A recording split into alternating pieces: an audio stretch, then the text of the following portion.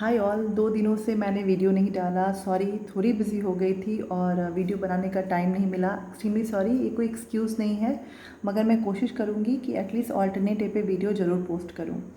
सो कल, क्योंकि आज ऑलमोस्ट 120 हो रहे हैं अभी, सो कल इंटरनेशनल डाउन सिंड्रोम डे था। मुझे इस बारे में आपसे बात करनी थी क्योंकि इंडिया में इसके लिए अवेयरनेस बहुत ही कम है, जबकि मुझे लगता है 23,000 टू 29,000 जो बच्चे हैं इंडिया में, वो पर ईयर डाउन सिंड्रोम के साथ आते हैं। बिकॉज़ ये कॉन्जेनाइटल डिज़ॉर्डर है, मतलब जो जन्म के साथ ही आता है बच्चों में। मगर इंडिया में एक तो स्क्रीनिंग बहुत स्लो है और अवेयरनेस नहीं है लोगों में, तो लोग समझ नहीं पाते हैं, लोग जान नहीं पाते हैं।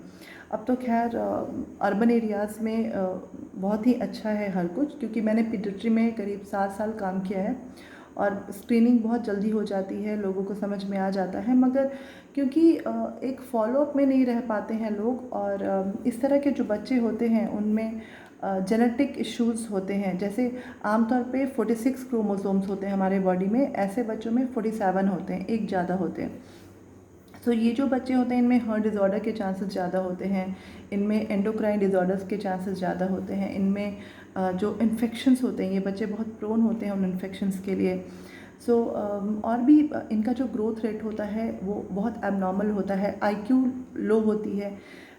ट्रीटेबल है, मगर थोड़ा प्रोग्नोसिस स्लो होता है और लोगों को फॉलोअप में होना चाहिए, मतलब डॉक्टर के, डाइटिशियंस के, जो भी आपका हेल्थ केयर प्रोफेशनल है उसके टच में होना चाहिए, वो बहुत ज़रूरी है।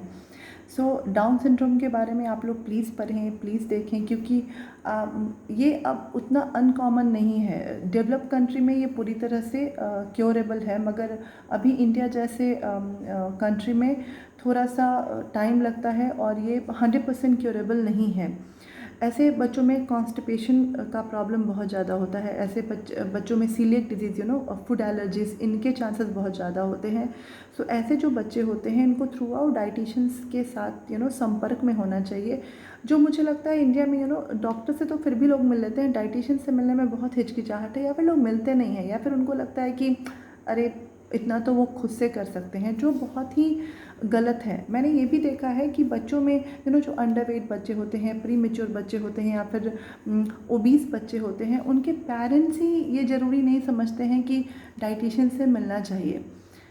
मैं डाइटिशियन हूँ, तो मैं तो इस पे बहुत ज़्यादा जोर डालना चाहती हूँ कि डाइटिशियन बहुत ज़रूरत है। अगर आपको लगता है कि आपके बच्चों में कुछ भी ऐसा है, लाइक ग्रोथ रेट वैसा नहीं, क्योंकि हमारे पास WHO का और IFP का एक डाइट चार्ट होता है, ग्रोथ चार्ट होता है, जिस पे हम टैली करते हैं कि बच्चे का जो हाइट वेट है वो प्रॉपर है या नहीं है। मैं नहीं कह रही कि 5% 10% को आप सीरियसली ले लें, ज़्यादा या कम को, मगर अगर आपको लग रहा है कि आपके बच्चे का जो ग्रोथ रेट है वो प्रॉपर नहीं है, या बच्चा अंडर वेट है, या बच्चा ओवर वेट है, या फिर इस तरह के सिंड्रोम्स जो जेनेटिक इश्यूज़ होते हैं बच्चों में, या फिर प्री मेच्योर बेबीज़ होते हैं, लो बर्थ वेट के बच्चे होते हैं, एनीमिक बच्चे होते हैं, स्ट्रेस से रिलेटेड जो भी डिज़ॉर्डर्स होते हैं आजकल के बच्चों में, लाइक एंजाइटी और एग्रेशन तो बहुत कॉमन है आजकल के बच्चों में।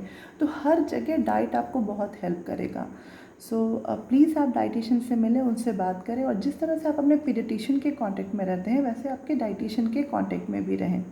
ये बहुत ज़रूरी है और बिलीव में ये आपको बहुत हेल्प करेगा।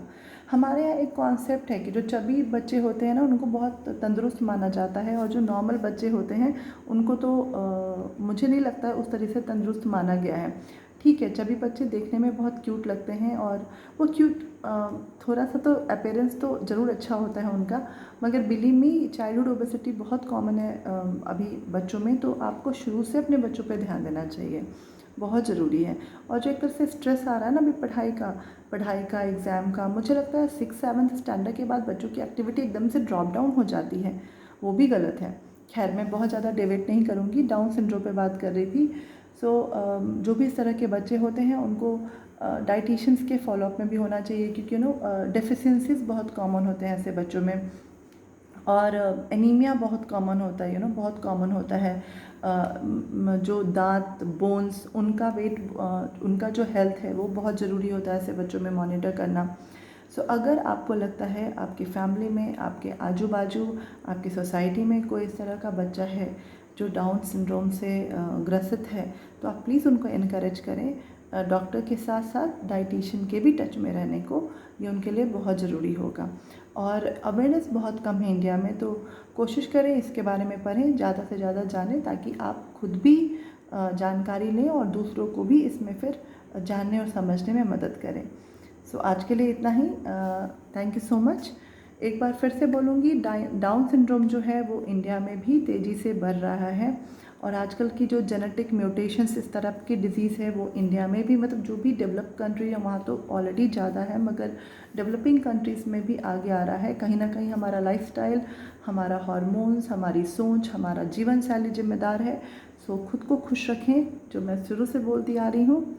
लाइफस्टाइल को बेहतर बनाने की कोशिश करें, और जानकारी बहुत ज़रूरी है। कहते हैं ना, जानकारी ही बचाव है, तो जानकारी बहुत ज़रूरी है। पढ़ें, इस बारे में पढ़ें, और कुछ भी इससे रिलेटेड क्वेश्चन है तो कमेंट में पूछें, मैं कोशिश करूँगी आंसर करने का। So thank you so much, good night, bye bye.